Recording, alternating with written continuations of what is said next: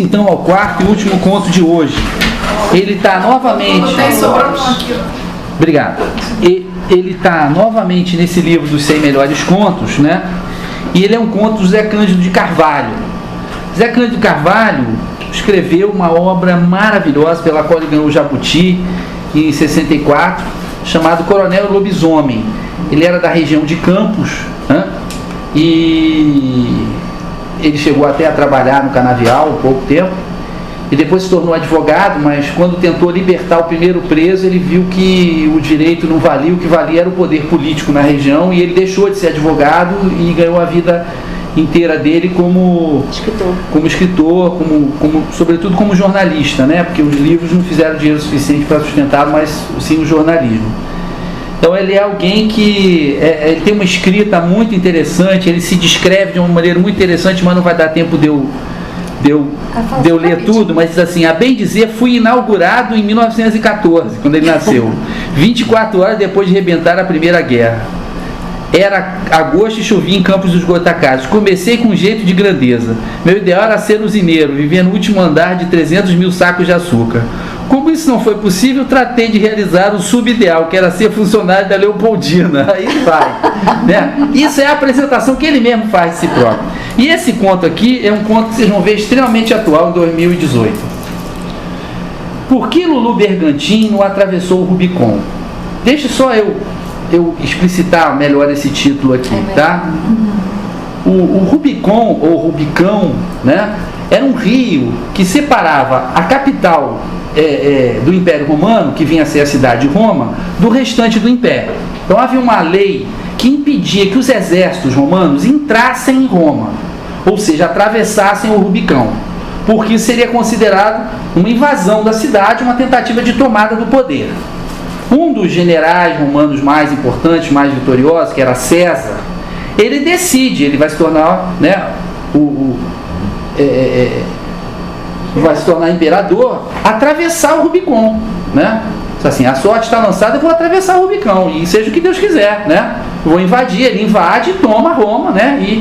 E se torna imperador, acabando com a república. Então, atravessar o Rubicon é tomar o poder, né? Isso que é atravessar o Rubicon. Ultrapassar aquele limite, aquela fronteira, né, entre uma coisa que você deseja e a situação em que você está, né? Isso que é atravessar o Rubicon, é tomar essa decisão e conseguir alcançar alguma coisa. Lulu Bergantin não tem explicação. É o nome de um personagem, da personagem central. Só que, notem aí a dissimetria. Lulu é Lulu. Lulu é só um negócio informal, né? Isso é até nome de cachorro, é o Lulu da Madame, aquela história. É um nome informal. E Bergantin vem a ser o quê? Um navio que tem 2 mastros, né?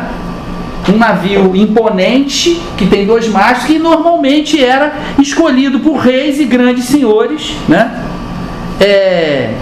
Para cerimônias. Então era quase que um navio cerimonial. Um navio imponente, luxuoso e utilizado para esse tipo de cerimônia. Ou seja, o nome dele é um nome híbrido. Tem um lado informal e tem um lado imponente. Por que será? Vamos ler o conto que a gente vai descobrir, tá? Lulu Bergantin veio de longe.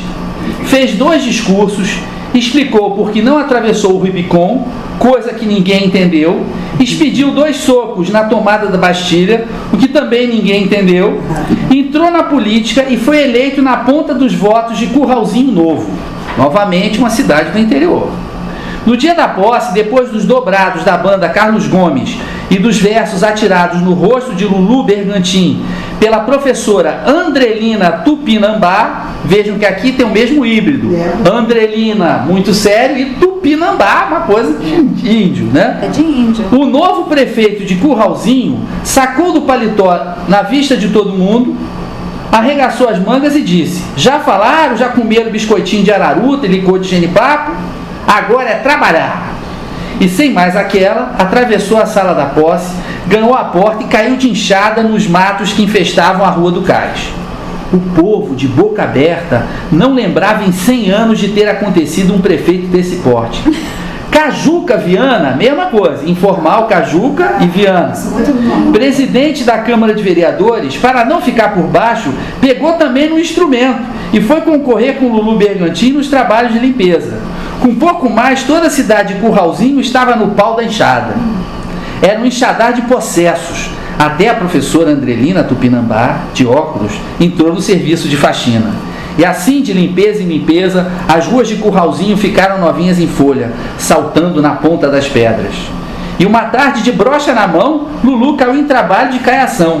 Era assoviando: o teu cabelo não nega mulata, porque és mulata na cor. Que o ilustre sujeito público comandava as brochas de sua jurisdição. Lambuzada de cal, Curralzinho pulava nos sapatos, branquinha mais que asa de anjo. E de melhoria em melhoria, a cidade foi andando na frente dos safanões de Lulu Bergantim. Às vezes, na sacada do casarão da prefeitura, Lulu ameaçava: ou vai ou racha. E uma noite, trepado no coreto da Praça das Acácias, gritou: agora a gente vai fazer serviço de tatu. O povo todo, uma picareta só, começou a esburacar ruas e becos, de modo a deixar passar encanamento de água. Em um quarto de ano, Curralzinho já gozava, como dizia cheio de vírgulas e crases o sentinela municipal, do salutar benefício do precioso líquido.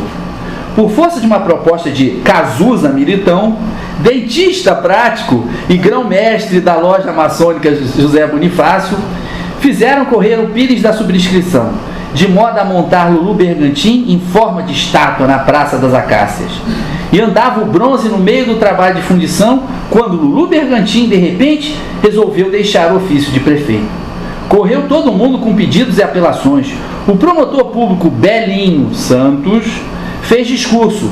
E discurso fez com a faixa de provedor mor da Santa Casa no peito, o major Penelão de Aguiar. E Lulu firme: não abro mão, vou embora para Ponte Nova. Já remeti, Ponte Nova então era Minas, né? Já remeti telegrama avisativo de minha chegada. Em verdade, Lulu Bergantim não foi por conta própria. Vieram buscar Lulu em viagem especial, uma vez que era fugido do hospício Santa Isabel de Nhangapi de Lavras. Na despedida de Lulu Bergantim, pingava a tristeza dos olhos e dos telhados de Curralzinho Novo. E ao dobrar a última rua da cidade, estendeu o braço e afirmou: por essas e por outras é que não atravessei o Rubicon. Lulu foi embora, embarcada e nunca mais. Sua estátua ficou no melhor pedestal da Praça das Acácias. Lulu em mangas de camisa de enxada na mão. Para sempre, Lulu Bergantim. Espetáculo de prefeito, gente. Nós tivemos o prefeito maluco, mas não adiantou muito não, né? Não é essa forma de loucura, né? Que máximo. Bom, e a brincadeira, né? Essa brincadeira que ele faz, e que é uma brincadeira obviamente de caráter político, né? Ela também satiriza, né, a vida política de uma cidade do interior, né? Com suas figuras, que ele de certa maneira satiriza e ridiculariza quando ele mexe com os nomes, né? A gente aqui não temos Major pezão. Aqui nós não temos o pezão? Sim. Então não é assim. A cidade do interior não é que chama. Não, eu sei, mas tudo está dentro de um contexto.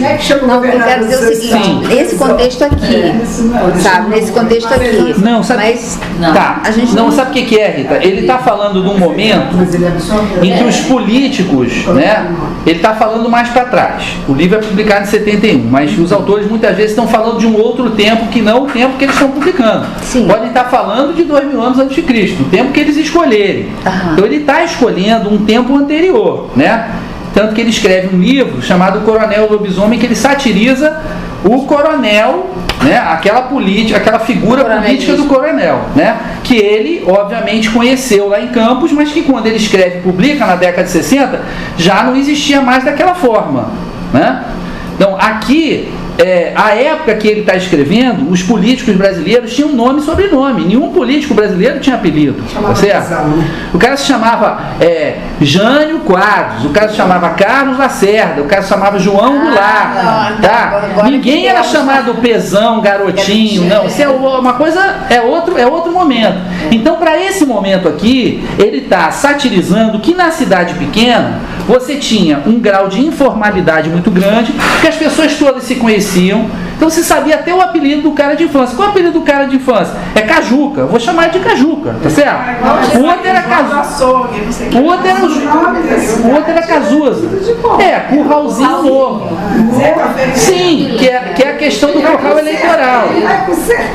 Por isso que é o nome. Que é a questão do curral eleitoral. Então, aqui ele está muito criando o ambiente, além da própria sátira maior, que é a sátira ao político, que só faz discurso e não faz nada, e aí ele cria novamente uma deformação da realidade, né? Ele deforma a realidade ao criar esse político que é. O prefeito que faz, né? Que faz ele mesmo, né? Mas essa deformação da realidade é para mostrar o quanto os prefeitos não faziam nenhuma coisa nem outra, ficavam só no discurso. Só faz aquele prefeito que é maluco, né? Tinha que ser maluco, exatamente. Mas, além disso, ele também vai mostrando esse ambiente. Nesse ambiente de cidade pequena, algumas figuras obrigatoriamente eram importantes. Que aparece no romance do Jorge Amado também. O médico da cidade, só tem um médico, então ele é importante. Só tem um dentista, então ele é importante. Só tem um farmacêutico, então ele é importante. Tem um coronel que manda em tudo, então ele é mais importante que todo mundo, né? Tem um chefe lá da polícia, esse cara vai ser o cara, tem o delegado. Tem um grão-mestre da loja maçônica. Tem um grão-mestre que aparece aqui, né? Nesse caso ele era os dois, ele é dentista e grão-mestre, né? E chega esse Lulu Bergantin, chegado de nada, fez 2 discursos, que também não precisava muita coisa para ganhar a cidade, né?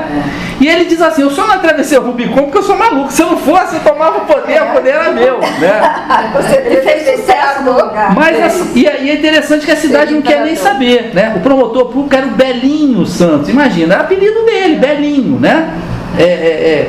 Mas tinha o Santos, que ele era de família importante ao mesmo tempo. Também, né? Isso. Eu que conheço aqui sim, é isso. Exato. A pessoa tinha um mau sobrenome de família, mas tinha aqueles apelidos. Ele, através dos nomes, você vê que o conto é curtíssimo. 1, 2, 3, 4, 5 ou 6 ou 7 parágrafos pequenos, né?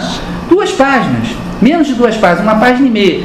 Ele recria todo um ambiente político, cultural da cidade pequena, cria uma situação, inventa uma situação e satiriza a política. Isso aqui, outubro de 2018, a gente vai lembrar disso aqui, do Lulu Bergantin, tá?